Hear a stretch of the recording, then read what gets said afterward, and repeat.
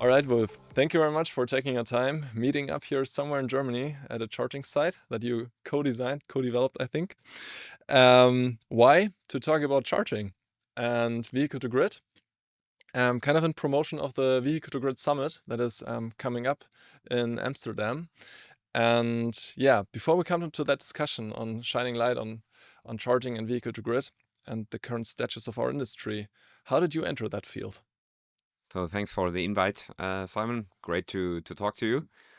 Well, it started, I would say, maybe 14 years, 13 years ago, when I had the first contact to EV charging activities, Hmm. mainly coming from the OEM or the automotive industry, working for Bosch and some other tier one, tier two players at this time. We were doing also some, how to say, funny things with lidar systems, radar, whatever sensor-based business was coming up at this time. So this was my history, and before I was working in the smart city segment, Hmm. so building up smart cities in the Middle East, in Europe, wherever worldwide. So the Hmm. first approach is to make cities more smarter than before, Hmm. which was easy, I would say, but working on data What and did it involve, if I may ask? so involved. Well, If it you mean smarter? smarter means how to say you collect data from diverse kind of data points. Hmm. What you have set, so sensors in taxis, for example, to optimize taxi traffic in downtown Dubai, because well, if you could imagine lots of taxi drivers driving around the circle or circling permanently, and if you go 5 kilometers away, you will not be able to catch any taxi. So it was, how to say, the first intelligent taxi routing Okay. fleet optimization what we have done at this time. Hmm. Oh, okay. And I think you started your charging endeavors with Ionity, if I'm correct? Yes, so the first, I would say, the well-mentioned, well-known project was Ionity. Yeah.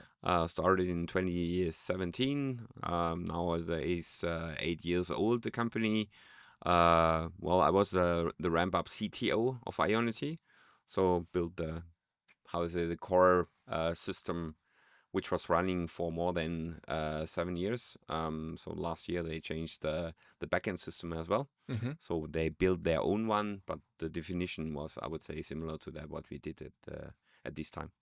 Yeah, cool. Also set up a energy management platform very early, or a brokerage landscape. Yeah. So was very, how to say, far thinking or far visioning, say it like this, or we Mm. had a vision that at the end of the day maybe you can earn more money with dealing of energy than, well, taking money from the chargers from Hmm. that point. So this was the first vision, where we convinced at the very first beginning the four major shareholders, Yeah. and yeah, that was part of my game.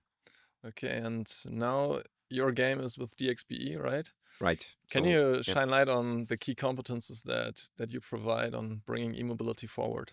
So we're working on, I would say, more complex projects worldwide. So we have customers, I would say, from, well, from US via China, New Zealand, where our CTO is living and working. So Okay. mainly steering lots of coders or software developers in the region. So of course you have to go a little bit, how to say, offshore and not near shore, Hmm.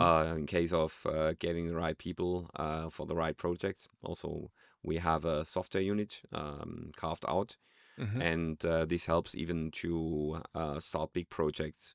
Big projects, what I mean, so we are working for OEMs, so building, for example, CPO as a service for them. Hmm. So ramping up a So charge charge point point operators. operator Yeah. if they do not have the experience. So we are doing this for them. Okay. And the same we do for truck OEMs, as well as whatever kind of well, fleet operators. We also have lots of utilities worldwide. Hmm. So I would say mainly the big ones in Europe, and also in US, one of the biggest. Well, we also even worked with Chinese well, manufacturers and these kind of activities. Still there in the game, and well, new markets came up in the last 3 years, 4 years. Also working a lot in Middle East. Maybe I've seen some posts from me from Dubai or from Riyadh or Hmm. wherever. So The newest model is, or the newest project is Pakistan, where we're working on. So Okay. also a kind of a Ionity for Pakistan. So high power charger mainly Mm-hmm. being provided there. So this is how I say, a bit of a nutshell. So we are doing not only the conception of these projects, we are also doing the integration or the ramp up, and hand it over to the customer at the end of the day to Mm-hmm. that, and let them operate the activities. Gotcha. I think it's a good opportunity having you on the podcast and having you as an expert with such a wide perspective globally to give us a little bit on insights on where we're at with e-mobility globally. Yeah. Like just generally speaking, before we come to our homework and talk Yeah. about vehicle to grid, right? Where are we right now? If you should summarize it from your perspective, like From in my point of view, worldwide, Europe, I would Germany. say I wrote something down at the beginning of this year, and I said, well, to be honest, everyone is thinking we have reached, how I say, a fulfillment of 99% what is possible, and the rest is the 1% might be, for example, vehicle to grid or vehicle to home and these kind of things. Yeah. But to be honest, from my perspective, it looks completely different. So we are just at the ramp up phase of how I say, make charging more smarter, Yeah. and give the customer more, how you say, well, trust and even experience to optimize this from their behaviors. Mm. So I would say maybe we have reached maybe 10% maximum of that what's possible, If and you the say we, rest you mean globally in globally. average, I or now globally spoken. yeah. Maybe others will see this different. They say, well, we are installing AC chargers, and that's nice, and now we make an add-on. But from my perspective, and this is also what you see if you check my Vita, the last 7-8 years after Ionity, I also founded or co-founded startups, and especially, well, I started with Encharge. So the first loyalty program for EV drivers, but the target was getting more information or data from the sites, collect data and monetize this. This is one topic. Then, well, Charge Construct, building big charger parks. There was no player in the game which was, how I say, focused on this business, and so on and so on. Latest, maybe you know as well, Flexi Charge from Denmark. So we started in Denmark because at this time when we talked about we gonna want to go into the energy business, Scandinavia was, or even the Nordics were, how I say, far ahead of the Central European market. Mm-hmm. So especially we thought that setting up the company, even with German founders in Copenhagen, would be much better than starting in Germany, Okay, interesting. because of the market regulation Mm. and so on. This is exactly the topic what you have to compare. There are some, how to say, business models which fits better to specific markets, Mm-hmm. and there's no one, how to say, one size fits all model. If it's a charge point management system or it's a business model, there's no player or no, how to say, technical solution which fits for, I would say, all markets. Mm. So Even in Germany, you know, the Eichrecht or the yeah, calibration there law. was This is also a topic. In some markets, it's much easier to get these, how to say, activities being done. in the And this Netherlands, is for always example, they were much more easy on the specific like details of the measurement itself, and were there with just way faster in the rollout, while we are still talking about the Eichrecht, right? so the funny thing, I just came back from Dubai Yeah. this morning, and if you go to some chargers in Dubai, you can even see the smart meter and calibration law and everything in German written. So from that point, even in Dubai and in Abu Dhabi, you have the kind of a Eichrecht. And this is quite funny. Even in Saudi, they are discussing about how to say Eichrecht light or calibration law light. So this is what you see. You don't have to be, how to say, 100% making, or it doesn't make sense to make a copycat of the German, how to say, calibration law 100%. So Yeah. they decided, well, it's necessary, but on a very low level. And you Yeah. have more flexibility, and you can even, how to say, do more business models, test them, Mm. than what you could never do in Germany, I would say. Do you know? Maybe you don't, but the the deviation, like if you have a charger with Eichrecht Yes. and the one without, what kilowatt hours are we talking there? Can it be a kilowatt hour per charge, or like How does So it? it depends on the efficiency of the charger. Yeah. So there are chargers which have an efficiency right now, especially with silicon carbide power modules or power units. Then you might have an efficiency of 99 or 97.5, something like that, percent.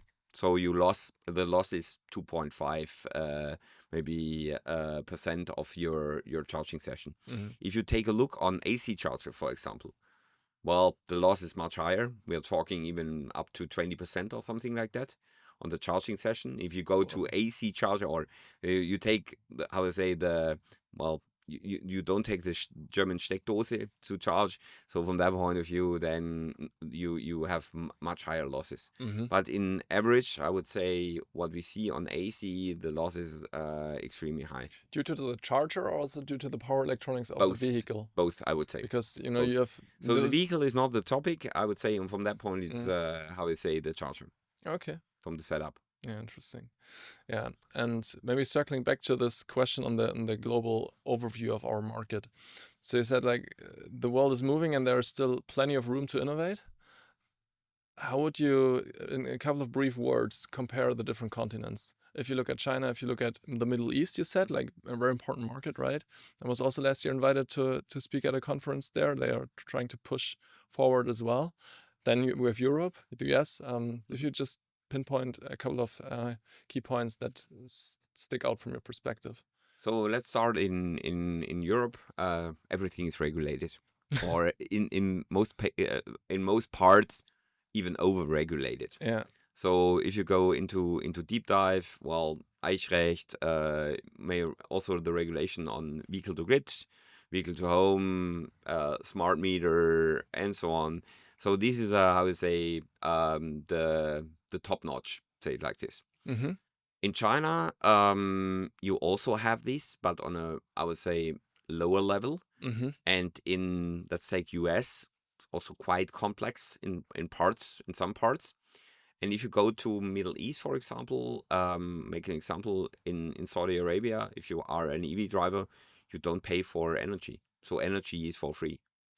So that's complex for the monetization, but it's easy because you can even test some new business models there. Much easier. And from the governmental side, if you bring innovation into the countries, then you have a, how to say, a better chance to make this successful. I mean, it's an incentive for companies also from Europe to go there and just Yeah, validate that's their, exactly what you see because the right now. market uptake is Right. quite significant probably, and the On the other side, it's a battlefield, to be honest. Or Okay. it's I would say Middle East market is a battlefield from that point of view, especially if you take a look on hardware. If Yeah. it's the cars or if it's a charger, so you see there's a, how to say, the competition is being tested there in the Mhm. region.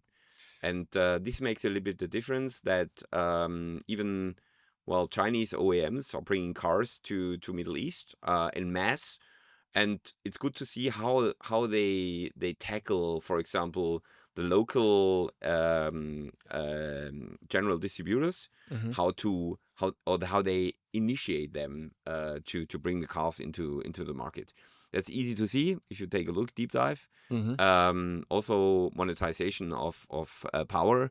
Well, you could imagine that players like Octopus Energy and so on also discuss to enter these markets because they are more, how to say, open, more flexible, and you can, how to say, even test new functionalities or new business models. Talking about innovation and business model, also in Europe, the overregulated market, we see a shift, right, towards allowing also vehicle to grid become not the standard yet, but we're moving in that direction. So let's talk about vehicle to grid and what is possible from your perspective. So how Yeah. relevant is it at the moment? So my first approach on V2G was, I think, in 2015. Mhm. And I also had some discussions with at this time with Volkswagen and other let's say OEMs, also BMW, which Yeah. were quite active to push this. And the only topic was at this time the cars were not able to go bi-directional. So this was one issue, and also the wall boxes, the chargers were not able to fulfill the requirements. So we are talking about ISO 15118 was already defined in 2015-16, was Mm-hmm. existing, but regulation and legislation was not there that you can start through. Mm-hmm. So it was, how to say, from technology side, there were some gaps. From, I would say, from the business case also, of course, because at this time a bidirectional charger was on a price list of, well, if you want to even talk about 15,000 units or something like that, then the price was above 3,300, 3,500 euros. Mm-hmm. And this was, I would say, not a business model where you would say, as a OEM, I bring this into the market. Mm-hmm. And how did it develop? And where are we now? I think we have made better progress in the last, let's say, 15 months. Mm-hmm. So as you have seen also from German government, they are pushing it, especially in the master plan. So I would say the regulation is better. Well, it's done, or it's almost done, say it like this. From technical side, now it's time to monetize this. And well, you have seen lots of announcements in the last, let's say, 4 or 6 weeks. Also, Yeah. you see also, and this is quite important, that there's no player which will fit all requirements. Mm-hmm. So I haven't seen anyone who says, okay, I will do it on my own.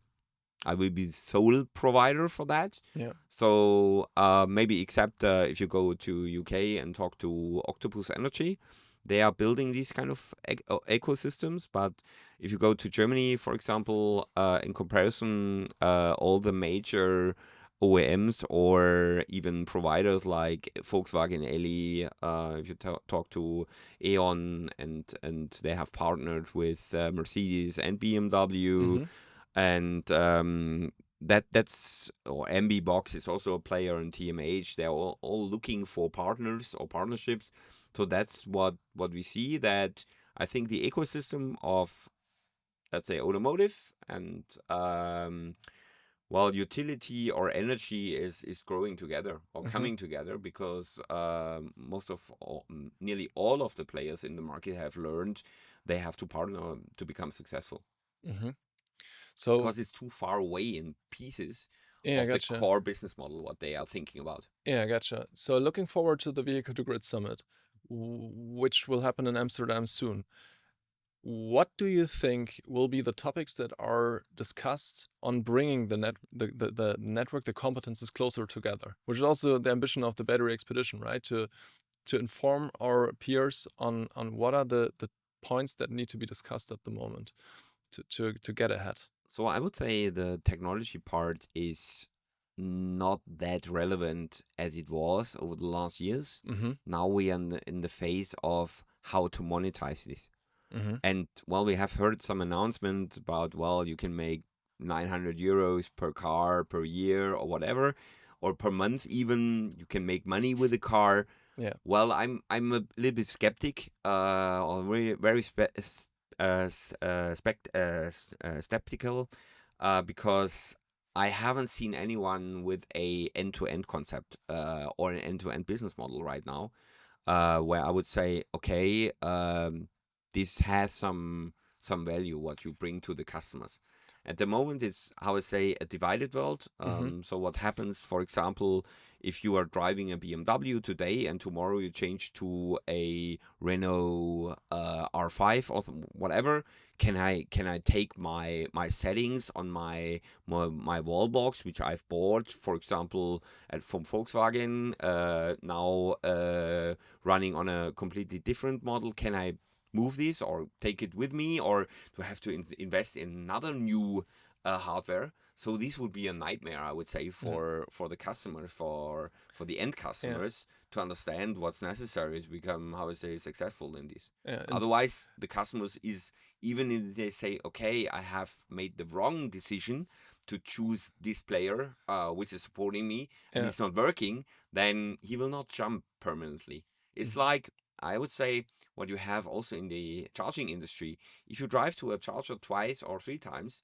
the third or fourth times you're not coming there anymore, because if you know if it's not working or not running, then you leave it and say, okay, then it was an approach or attempt, but then I would say the customer is lost for the next years. Mm. So it must be, how I say, 100% solution, and not a, well, we use the customer as test pilot or test candidate. Understand you. Can you sketch out in brief words the ideal concept from the customer perspective? So what is all included in this one You have, size fits all yeah, solution that is you have has two the different, interfaces? I would say, two different business models what you can compare. The one is charging AC, hmm and the other one is, or would be, charging DC. But we're talking V2G now, right? Yes, yes. On the V2G side, so as you could imagine, on the one hand side, you have cars which are, well, have or becoming more larger batteries right now. So the amount of kilowatt hours on the battery side in the car is going up, and so it's an advantage, I would say, because I was working in the industry of telco, or in the telecom industry. You had the same with data packages in the 2000, where lots of transactions, what you're doing with small packages, cause a big, how to say, invoicing and controlling topic at the Mm. end of the day. So each small package, what you are touching, you have to, how to say, The you overhead have to, costs. yeah, the overall cost, you have to take care on that. Mm. So the result, what the telcos did was, let's do a flat rate model in Mm. the future, because then you say, okay, he catches the amount of You do a it megawatt, statistically. for example, on a truck per month, catch the money, or catch the energy and send it back, or play with the energy. Mm. I think this is easier if you have larger amount of energy, hmm which you deal with in, except or instead of the model what we see right now. Well, they are picking 0.5 kilowatt hour out of a battery and send it back. So these micro, how you say, micro transactions, hmm these are not really helpful for the business model, because, as you know, you have to provide server capacity, IT behind, all the systems running on that, like invoicing, payment, transaction based. So that is very cost intensive from my perspective. hmm And this is not the use case where customers will be happy on the one hand side. Yeah. If you got 6 pages of transactions per month, instead of one, where I would say there's something written like flat rate model, hmm and you have to pay, or you get some money back. So Gotcha. this is the, I would say, one of the, from the customer friendliness perspective, this is one of the most important topic. Okay. You just mentioned trucks, right? So do you see vehicle to grid also be a topic for truck charging?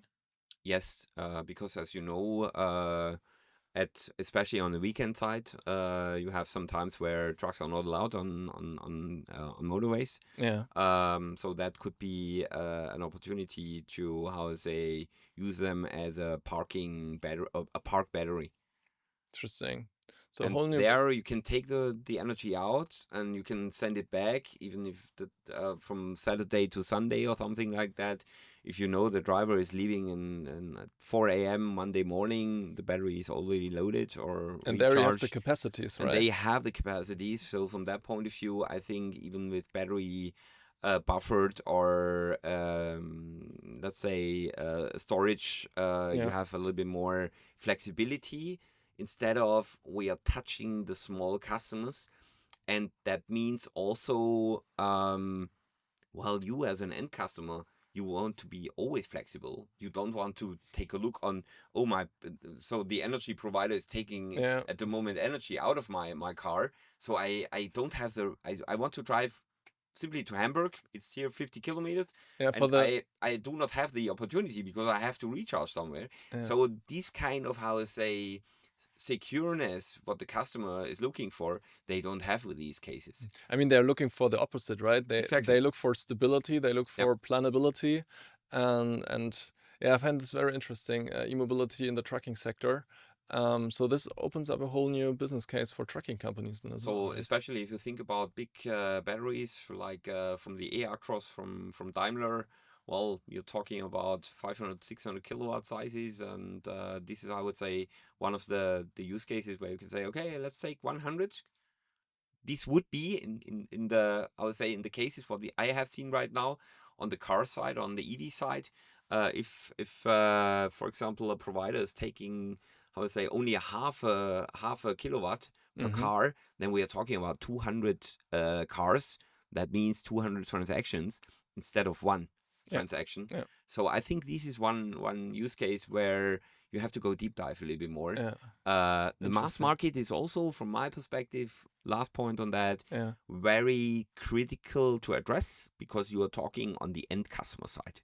Mm. You're not talking on the commercial, I would say, vehicle owner side. So end customer, to make them happy, I would say, is more complex and also more, how to say, Yeah. expensive than if you have one big, for example, a fleet operator, where, well, at the end of the day, I think that the success of the charging session is not that 100% critical Yeah. as it should be.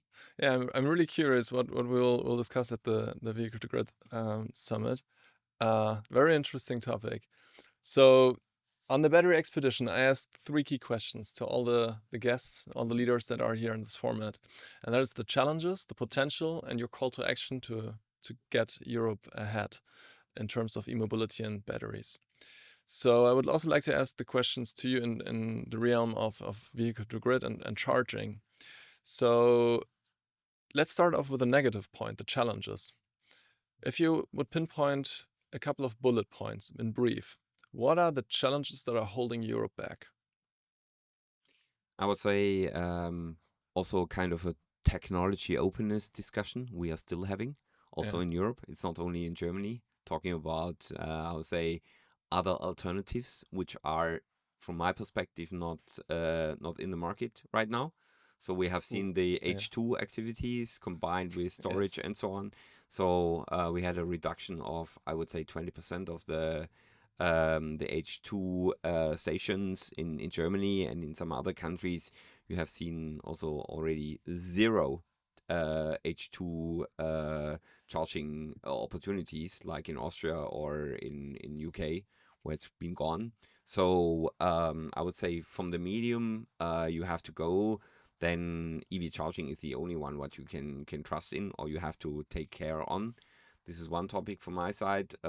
We still have an endless discussion about, well, trucks or truck charging versus H2 charging.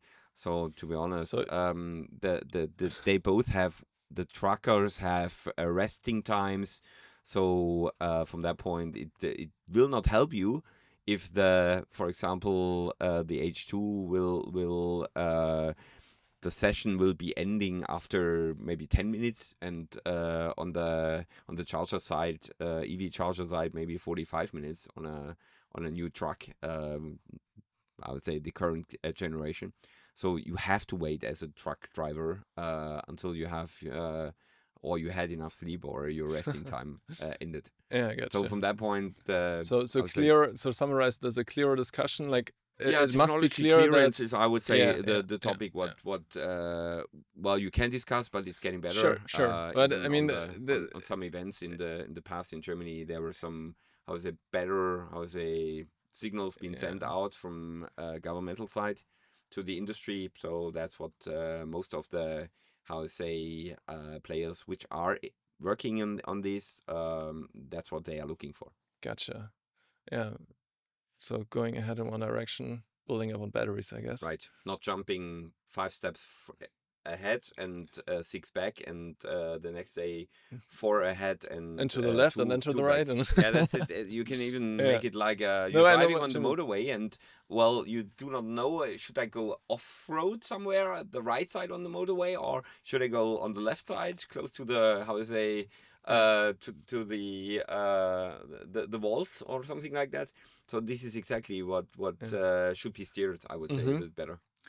So final question, if you would have one advice, I mean, learning from the competitors is one, but if there would be another, what would you give? Ooh, good question. Go on. Yeah, that was a good question. Well, I would say you have to partner. So partnering is one of the key issues, I would say. Mm-hmm. And you have to understand how to partner. Mm-hmm. So you cannot go like we have seen in some activities. Everyone wants to partner with Octopus Energy at the moment.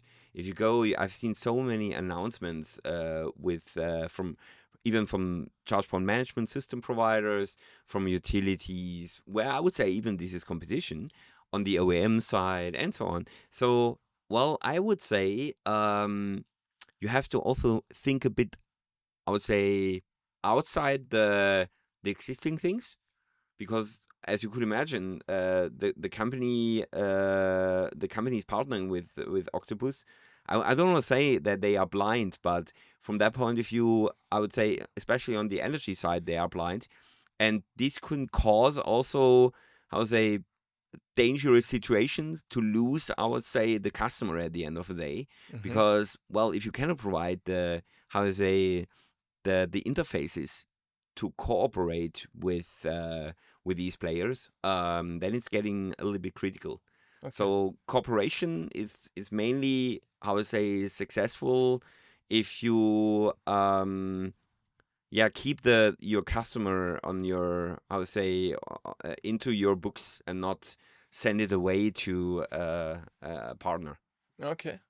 Okay. Complex answer, I would say. So you say partnering, but at the other hand, you also say like keep your customer, Yep. Keep your uh, fingers on the yeah, customer. at the customer, but Because losing also customer is one of the topics what kills your business at the end of the day. okay. So So you can be, choose your I would partners say, wisely. right, exactly, or you can Okay. be, how to say, carved out of the business Mm-hmm. much easier if you do not have the finger on your, or the fingers on your customer side. Yeah. Interesting. I'm looking forward to what comes because, as I said, it's a very serious times in Europe at the moment in e-mobility and batteries. But I see a lot of competences. You're one example, like overseeing the market and the development. And thank you for that, for providing your insights. And as I said, I'm looking forward to what's coming and our next conversation potentially. Thanks, Simon. It was great to Thank you, talk, Wolf. and I think we're gonna see us in Amsterdam Yeah. this year or next year. Sorry, Yeah, next year. next year, Next year we are talking 2026. 2026. You're right, but it's coming Yeah. well sooner than later, so Yeah. easy to see. Good. Yeah. Thanks a See lot. you at Vehicle to Grid Summit. So, Wolf, bye bye. Take care. Bye.